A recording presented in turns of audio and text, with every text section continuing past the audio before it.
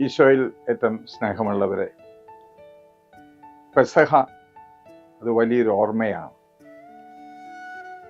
ഈശോ സ്ഥാപിച്ച പ്രത്യേക ഒരു സമ്പ്രദായമല്ല ഇത്. ഇസ്രായേൽ ജനത്തിൻ്റെ ചരിത്രത്തോളം നീണ്ടു നിൽക്കുന്ന നമ്മുടെ ഓർമ്മയിൽ പതിഞ്ഞിട്ടുള്ള ഒരു അനുഭവമാണ് പെസഹ. ഇസ്രായേൽ ജനത്തെ സംബന്ധിച്ചിടത്തോളം ഈജിപ്തിലെ അടിമത്തത്തിൽ നിന്നും തേനും പാലും ഒഴുകുന്ന സമൃദ്ധിയുടെ നാട്ടിലേക്കുള്ള യാത്രയുടെ ഓർമ്മയാണ് പെസഹ, ഒരു കടന്നുപോക്ക്. എന്നാൽ യേശുവിൻ്റെ ജീവിതത്തെ സംബന്ധിച്ചിടത്തോളം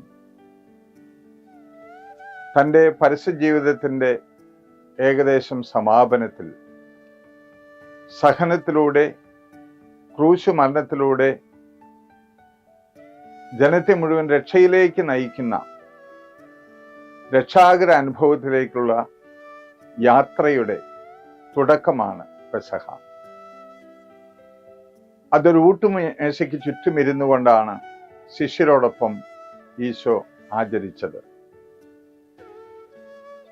അപ്പവും വീഞ്ഞും ഒരുമിച്ചിരുന്ന് മത്തായി സുവിശേഷം 26-ാം അധ്യായം 26-ാം വാക്യത്തിൽ പറയുന്നത് പോലെ വാങ്ങി ഭക്ഷിക്കുവിൻ. 26-ാം അധ്യായം 28-ാം വാക്യത്തിൽ പറയുന്നത് പോലെ പാപമോചനത്തിനായി നിങ്ങൾക്കു വേണ്ടി ചിന്തപ്പെടുന്ന എൻ്റെ രക്തമാണ്, വാങ്ങി പാനം ചെയ്യുവിൻ. ഈ രണ്ട് അനുഭവങ്ങളെ നിത്യ നൂതന സ്മാരകമാക്കി മാറ്റുന്ന അനുഭവമാണ് ഈശോയെ സംബന്ധിച്ചിടത്തോളം പെസഹ. ഈശോയുടെ ശിഷ്യരുമൊത്തുള്ള അവസാന അത്താഴമായിരുന്നു അത്. ശിഷ്യർക്കതറിയില്ലായിരുന്നു. ഈശോയ്ക്ക് ഉത്തമ ബോധ്യമുണ്ടായിരുന്നു. തന്നെ ഒറ്റിക്കൊടുക്കാനിരിക്കുന്ന യൂദാസും തന്നെ 3 പ്രാവശ്യം തള്ളിപ്പറയുന്ന പത്രോസും തന്നെ ഉപേക്ഷിച്ചു പോകുന്ന മറ്റ് ശ്ലീഹന്മാരും എല്ലാം തന്റെ മനോമുഖരത്തിൽ തെളിഞ്ഞു നിന്ന ഒരു പെസഹ ആചരണമായിരുന്നു അത്.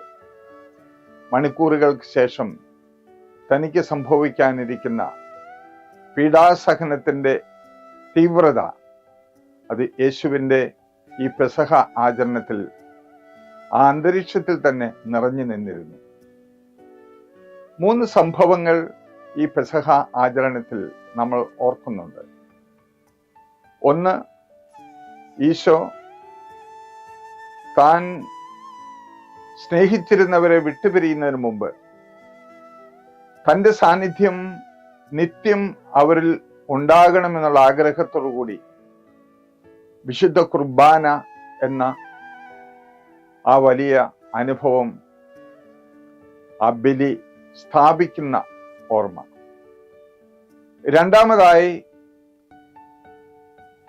ശ്ലീഹന്മാരുടെ കാല് കഴുകിക്കൊണ്ട് അടിമകൾ ചെയ്യുന്ന ആ ശുശ്രൂഷ, സേവനം ഗുരുവായ ഈശോ തന്റെ ശിഷ്യരുടെ കാലുകൾ കഴുകിക്കൊണ്ട് നിർവഹിച്ചുകൊണ്ട് ശുശ്രൂഷ ജീവിതത്തിന്റെ മഹത്വം അവർക്ക് വെളിപ്പെടുത്തി അവരെ പഠിപ്പിക്കുന്ന അതിമനോഹരമായ ഒരു സംഭവം. മൂന്നാമതായി, നിങ്ങൾ എൻ്റെ നാമത്തിൽ ഒരുമിച്ച് കൂടുമ്പോഴെല്ലാം ഇപ്രകാരം ചെയ്യുവിൻ എന്ന് പറഞ്ഞുകൊണ്ട് ശുശ്രൂഷ പൗരോഹിത്യം സ്ഥാപിക്കുന്ന ഈശോ. 3 അതിപ്രധാനങ്ങളായിട്ടുള്ള സംഭവങ്ങളാണ് പെസഹ ആചരണത്തോട് ചേർന്ന് നടക്കുന്നത്. നമ്മെ സംബന്ധിച്ചിടത്തോളം ഇത് വെറും ഒരു ഓർമ്മയല്ല, ഒരു ഗൃഹാതുരത്വം നൽകുന്ന അനുഭവമായിരുന്നു ഈശോയ്ക്കും യഹൂദന്മാർക്കുമെങ്കിൽ നമ്മളെ ഓരോരുത്തരെ സംബന്ധിച്ചിടത്തോളം അത് രക്ഷയുടെ അതിതീവ്രമായ ഒരു അനുഭവമാണ്. കാരണം പിന്നീട് ദുഃഖവെള്ളി വരുന്നു, ഉത്ഥാനത്തിന്റെ അനുഭവം വരുന്നു. തൻ്റെ ജീവിതം അവസാനത്തുള്ളി രക്തം വരെ കുരിശിൽ അർപ്പിച്ചുകൊണ്ട് ഈശോ നമ്മെ രക്ഷയിലേക്ക് നയിക്കുന്നു എന്നുള്ള ആ വലിയ ഓർമ്മ പെസഹ ആചരണ സമയത്ത് നമ്മുടെ മനസ്സിലേക്ക് അതിശക്തമായിട്ട് കടന്നു വരുന്നു. പഴയ നിയമത്തിൽ ഈജിപ്തുകാരുടെ ഇടയിൽ നിന്നും രക്ഷപ്പെടുവാൻ, ശത്രുക്കളുടെ ആക്രമണം രക്ഷപ്പെടുവാൻ ഒരു കുഞ്ഞാടിന്റെ രക്തം കട്ടിളപ്പടിയിൽ മേൽ തളിക്കണമെന്ന് അവർക്ക് നിർദ്ദേശമുണ്ടായിരുന്നു.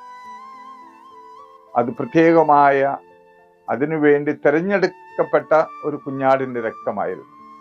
എന്നാൽ പുതിയ നിയമത്തിലേക്ക് വന്നപ്പോൾ ആ കുഞ്ഞാട് ഈശോ ആയിട്ട് മാറുകയാണ്. സ്വയം തീരുമാനിച്ചുറച്ച് പിതാവിന്റെ പദ്ധതി അനുസരിച്ച് തൻ്റെ രക്തം തന്നെ ചിന്തിക്കൊണ്ട് തൻ്റെ ശരീരം പകുത്തു നൽകിക്കൊണ്ട് ഈശോ ആ രക്ഷ സാധ്യതമാക്കുന്നു. നമുക്ക് ഈശോ നൽകുന്ന സന്ദേശം എന്താണ്? ഈ തീവ്രമായ അനുഭവത്തിലൂടെ നമ്മൾക്ക് ഓരോരുത്തർക്കും ഈശോ പകർന്നു നൽകുന്ന ശക്തമായ സന്ദേശം, നീ ആണ് ആ പെസഹ കുഞ്ഞാട് എന്നുള്ള സത്യമാണ്. നമ്മളുടെ പ്രായോഗിക ജീവിതത്തിലേക്ക് കടന്നു വരുമ്പോൾ നമ്മളുടെ കുടുംബം, നമ്മുടെ സമൂഹം, നമ്മുടെ രാഷ്ട്രം, നമ്മൾ ഏറ്റെടുത്തിരിക്കുന്ന ഉത്തരവാദിത്തങ്ങൾ, അവിടെ നാം നമ്മെ തന്നെ ശുശ്രൂഷയായി, ബലിയായി, സേവനമായി നൽകുമ്പോൾ നമ്മളും ഈശോയെ പോലെ തന്നെ പെസഹ കുഞ്ഞാടാവുകയാണ്. ഈ ഓർമ്മയോടും ഈ അവബോധത്തോടും കൂടി വേണം നമ്മൾ നമ്മുടെ ശുശ്രൂഷ രംഗത്തും നമ്മുടെ ഉത്തരവാദിത്വങ്ങൾ നിർവഹണ രംഗത്തും വ്യാപരിക്കുവാൻ. മനോഹരമായ ഒരു ഓർമ്മ എൻ്റെ മനസ്സിലുള്ളത് പങ്കുവയ്ക്കട്ടെ. ഏതാനും വർഷങ്ങൾക്ക് മുമ്പ് ഡൽഹിയിൽ ഫരീദാബാദിൽ സാഞ്ചോപുരം കുട്ടികളുടെ ഗ്രാമത്തിലേക്ക് ഡൽഹിയിൽ നിന്നും ഒരു അനാഥ ശിശുവിനെ ഏറ്റെടുക്കുവാനുള്ള വിളി ഞങ്ങൾക്ക് വന്നു. ഡൽഹിയിലേക്ക് 60 കിലോമീറ്റർ ദൂരമുണ്ട്.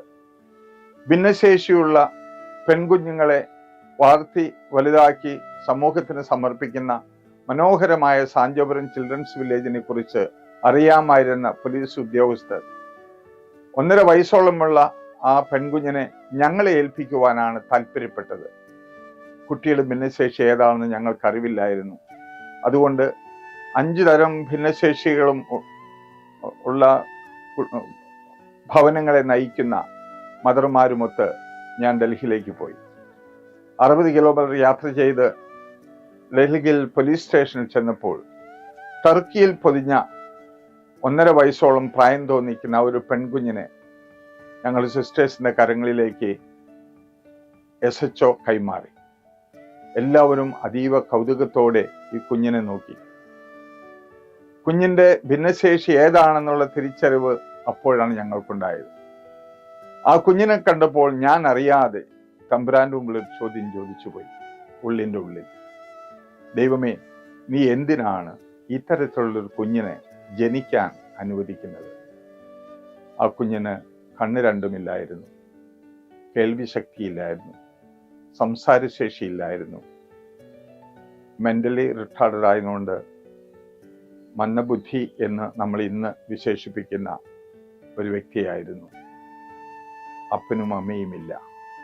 എല്ലാ അർത്ഥത്തിലും അനാഥയും ഭിന്നശേഷിയുടെ പൂർണ്ണതയുമുള്ള ഒരു കുഞ്ഞ്. കുഞ്ഞിനെ ആരാണ് സ്വീകരിക്കുക? ഞാൻ മദർമാരോട് ചോദിച്ചു. അന്ധരായ കുഞ്ഞുങ്ങൾ നോൽക്കുന്ന സിസ്റ്റർ മെർലിൻ ചാടി പറഞ്ഞു, ഞാൻ എടുത്തുകൊള്ളാം. ആ കുഞ്ഞിനെ നൈമികമായ എല്ലാ രേഖകളും ഒപ്പിട്ടതിന് ശേഷം സാഞ്ചോപുരം ചിൽഡ്രൻസ് വില്ലേജിലേക്ക് ഞങ്ങൾ കൊണ്ടുപോയി. മദർ മെർലിനെ സംബന്ധിച്ച് അതൊരു പുതിയ ജീവിതമായിരുന്നു. സ്വന്തം ആവശ്യങ്ങൾ അറിയിക്കാൻ, ശബ്ദമുണ്ടാക്കാൻ കഴിവില്ലാത്ത, നടക്കാൻ തന്നെ പൂർണ്ണമായ കഴിവില്ലാത്ത, കരയാനറിയാത്ത, വെളിച്ചം കണ്ടിട്ടില്ലാത്ത ആ കുഞ്ഞിനെ സ്വന്തം കിടക്കയിൽ കിടത്തി കുഞ്ഞിൻ്റെ ഓരോ ആവശ്യങ്ങളും തിരിച്ചറിഞ്ഞ് പ്രസവിക്കാത്ത ആ അമ്മ ആ കുഞ്ഞിനെ സ്വന്തം കുഞ്ഞിനെ പോലെ വളർത്തി. ആ കുഞ്ഞിന് മദറിനെ അറിയാനുള്ള വഴി തമ്പുരാൻ കൊടുത്തിരുന്നു. നമ്മളെയൊക്കെ അത്ഭുതപ്പെടുത്തുന്ന ഒരു കാര്യമാണത്. എങ്ങനെയാണ് കാഴ്ചയും കേൾവിയും ഒന്നുമില്ലാത്തൊരു കുഞ്ഞ് ഇതറിയുക? അന്നാണ് ഞാൻ പുതിയൊരു സത്യം പഠിച്ചത്. ഭിന്നശേഷി എന്ന് പറയുന്നത് ദൈവത്തിൻ്റെ ഒരു വരദാനമാണ്. ഈ കുഞ്ഞിൻ്റെ ഒരടി ദൂരത്തിൽ വരെ മദർ എത്തുമ്പോഴേക്കും കുഞ്ഞിന് മനസ്സിലാകുന്നു.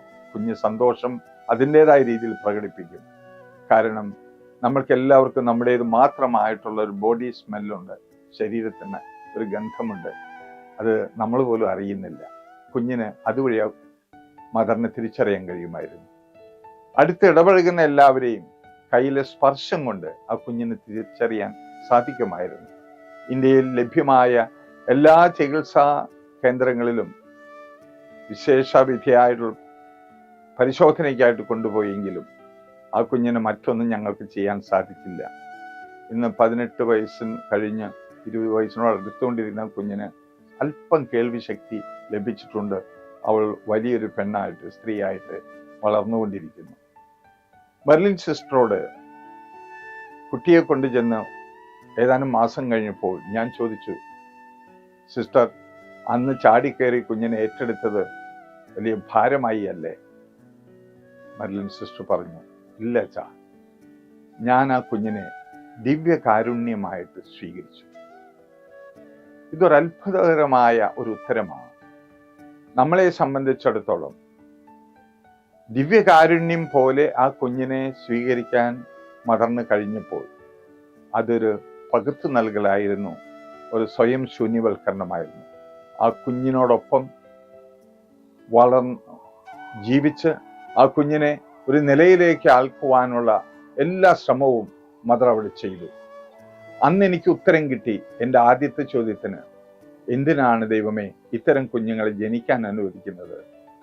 അപ്രകാരം ഒരു കുഞ്ഞ് ലോകത്തിൻ്റെ ഒരു ഭാഗത്ത് ജനിച്ചപ്പോൾ ആ കുഞ്ഞിനെ ശുശ്രൂഷിക്കാൻ വളർത്താനുമായി ഒരു മദർ മെർലിനെ നേരത്തെ ഈശോ ദൈവം സജ്ജമാക്കിയിരുന്നു. ഇതാണ് ദൈവപരിപാലനയുടെ അത്ഭുതകരമായ അനുഭവം. നമ്മെ സംബന്ധിച്ച് ഈ ലോകത്ത് കുറവുകളുള്ളവരുണ്ട്. ആ കുറവുകളെ പരിഹരിക്കാനുള്ള പദ്ധതിയും ദൈവം നിറവുകളുള്ള മനുഷ്യരെ രൂപപ്പെടുത്തിക്കൊണ്ട് സജ്ജമാക്കിയിട്ടുണ്ട്. കാഴ്ചകളില്ലാത്തവരുണ്ട്. അവരെ ശുശ്രൂഷിക്കാൻ കാഴ്ചയുള്ള ഒത്തിരി പേരെ അവിടുന്ന് ഒരുക്കിയിട്ടുണ്ട്. സമ്പത്തില്ലാത്തവരുണ്ട്. സമ്പത്തുള്ളവരായി അനേകം പേർക്ക് അനുഗ്രഹങ്ങൾ നൽകിയിട്ടുണ്ട്. അറിവില്ലാത്തവർ ഒത്തിരിയേറെ പേരുണ്ട്. അറിവിൽ സമ്പന്നരായ ഒത്തിരിയേറെ പേര് ദൈവം രൂപപ്പെടുത്തിയിട്ടുണ്ട്. ഇതെല്ലാം കൂടിച്ചേരുമ്പോഴാണ്, സ്വയം പകുത്തു നൽകുമ്പോഴാണ്, ശൂന്യവൽക്കരിക്കുമ്പോഴാണ്, പകർന്നു നൽകുമ്പോഴാണ് അവിടെ പൂർണ്ണത കൈവരിക, ദൈവിക പദ്ധതി പൂർത്തിയാവുക. ഇതാണ് നമ്മൾക്കുള്ള സവിശേഷമായ വിളി. വിശുദ്ധ കുർബാനയെക്കുറിച്ച് നമ്മൾ ചിന്തിക്കുമ്പോൾ, പെസഹായെക്കുറിച്ച് നമ്മൾ ഓർക്കുമ്പോൾ, നീയാണ് പെസഹ കുഞ്ഞാട് എന്ന് പറയുന്നത് ഈ ഇതുപോലുള്ള സന്ദർഭങ്ങളിലാണ്. സിസ്റ്റർ മെർലിൻ ആ കുഞ്ഞിനെ സംബന്ധിച്ച് പെസഹ കുഞ്ഞാടായി. നമ്മുടെ ഭവനങ്ങളിൽ ഭർത്താക്കന്മാർ ഭാര്യയ്ക്ക് പെസഹ കുഞ്ഞാടാകണം. ഭാര്യ ഭർത്താവിന് ദിവ്യകാരുണ്യമാകണം. കുഞ്ഞുങ്ങൾ മാതാപിതാക്കൾക്ക് ദിവ്യകാരുണ്യം പോലെ ശ്രേഷ്ഠമാകണം. മാതാപിതാക്കൾ കുഞ്ഞുങ്ങളെ സംബന്ധിച്ചും അവർക്ക് ഏറ്റവും പ്രിയപ്പെട്ട, അവരെ രക്ഷിക്കുന്ന കുഞ്ഞാടായിട്ട് അവർക്ക് അനുഭവപ്പെടണം. ഇത്തരത്തിലുള്ള പങ്കുവയ്ക്കലും പകർന്നു നൽകലും ശൂന്യവൽക്കരണവും നടക്കുമ്പോഴാണ് യഥാർത്ഥത്തിൽ നമ്മുടെ ജീവിതത്തിന് പുത്തൻ അർത്ഥവും പുത്തൻ ചൈതന്യവും പെസഹ അനുഭവവും ഉണ്ടാകുക. പെസഹ ആചരണം നടത്തിയ ഒരു അനുഭവം കൂടി ഞാൻ പങ്കുവച്ച് അവസാനിപ്പിക്കട്ടെ. തിഹാർ ജയിലിൽ പെസഹായ്ക്ക് ആചരണത്തിന് വേണ്ടി ഞങ്ങൾ ഡൽഹി മിഷനിൽ അഭിമന്യ പിതാവിനോടൊപ്പം പോയി. 12 തടവുകാരെ നേരത്തെ പറഞ്ഞു വെച്ചിരുന്നു. പെസഹ ആചരണം തുടങ്ങി, പ്രാർത്ഥനകൾ ഉരുവിട്ടു, കാലുകഴുകൽ ശുശ്രൂഷ ആരംഭിച്ചു. താലത്തിൽ വെള്ളമെടുത്ത് എന്നുള്ള ഗാനം ആലപിച്ചുകൊണ്ട് പിതാവ് ഓരോരുത്തരുടേതായിട്ട് കാലുകൾ കഴുകിക്കൊണ്ടിരുന്നു. 12 പേരുടെ കാലുകൾ കഴിഞ്ഞപ്പോൾ 2 പേർ കൂടി ഓടി വന്നു ആ തടവുകാരിൽ നിന്ന്, ഞങ്ങളുടെയും കാല് കഴുകണം. ഞങ്ങൾ 12 എന്നുള്ള എണ്ണമാണ് കരുതിയിരുന്നെങ്കിലും ആ 2 പേരോട് ഇരിക്കാൻ പറഞ്ഞു. അവരുടെയും കാല് കഴുകൽ ശുശ്രൂഷ നടത്തി. ഞങ്ങളുടെ കണ്ണു തുറപ്പിച്ചൊരു അനുഭവമാണ്. 35 വർഷമായിട്ട് യാതൊരു വിധത്തിലുള്ള നയാമിക പരിരക്ഷയുമില്ലാതെ, വിചാരണ കൂടാതെ ജയിലിൽ അടയ്ക്കപ്പെട്ട് കിടന്നിരുന്നവരാണ് ആ 2 പേരും. അവർക്ക് പെസഹ ആചരണത്തിൽ ഞങ്ങൾക്ക് പിതാവ് കാല് കഴിയപ്പോൾ ഒരു പുത്തൻ അനുഭവമായിരുന്നു. നമ്മെ സംബന്ധിച്ച് നമ്മുടെ ശുശ്രൂഷ ഏറ്റുവാങ്ങുവാൻ വേണ്ടി ദാഹത്തോടെ കാത്തിരിക്കുന്ന അനേകർ നമ്മുടെ ചുറ്റുമുണ്ട് എന്നുള്ള തിരിച്ചറിവ് നമ്മൾക്കുണ്ടാകണം. പെസഹ ആചരണം നമ്മുടെ വ്യക്തിപരമായ ഒരു സംതൃപ്തിക്കും സന്തോഷത്തിനും വേണ്ടി മാത്രമാകരുത്. അത് യേശുവിൻ്റെ രക്ഷയുടെ അനുഭവം നമ്മൾ ചുറ്റുമുള്ളവർക്ക് പങ്കുവെച്ചു കൊടുക്കുന്ന ശുശ്രൂഷയിലൂടെ, ശൂന്യവൽക്കരണത്തിലൂടെ നമ്മൾ സഹോദരങ്ങൾക്ക് പകർന്നു കൊടുക്കുന്ന മനോഹരമായ അനുഭവമായിട്ട് മാറണം. നമ്മുടെ ഭവനങ്ങളിൽ നമ്മൾ പരസ്പരം കാലുകൾ കഴുകുന്നവരാകണം. നമ്മൾ ജോലി ചെയ്യുന്ന സ്ഥലങ്ങളിൽ, നമ്മൾ ബന്ധപ്പെടുന്ന സ്ഥലങ്ങളിൽ മറ്റുള്ളവർക്ക് ശുശ്രൂഷ ചെയ്യുന്നവരാകുമ്പോൾ നീയാണ് പെസഹ കുഞ്ഞാട് എന്നുള്ള സത്യം നിനക്ക് ബോധ്യപ്പെടും. നിന്നിലൂടെ പെസഹ കുഞ്ഞാടായ ഈശോയെ മറ്റുള്ളവർക്ക് മനസ്സിലാകും. പെസഹ ആചരണം ജീവിതത്തിലെ അതിമനോഹരമായ ശൂന്യവൽക്കരണത്തിൻ്റെയും ബലിയുടെയും ഒരു അനുഭവമായി മാറട്ടെ എന്ന് ഏറെ സ്നേഹത്തോടെ എല്ലാവർക്കും ആശംസിക്കുന്നു. പെസഹ ഞങ്ങൾക്കൊരു പുത്തൻ അനുഭവമാകട്ടെ. നീയാണ് പെസഹ കുഞ്ഞാട്.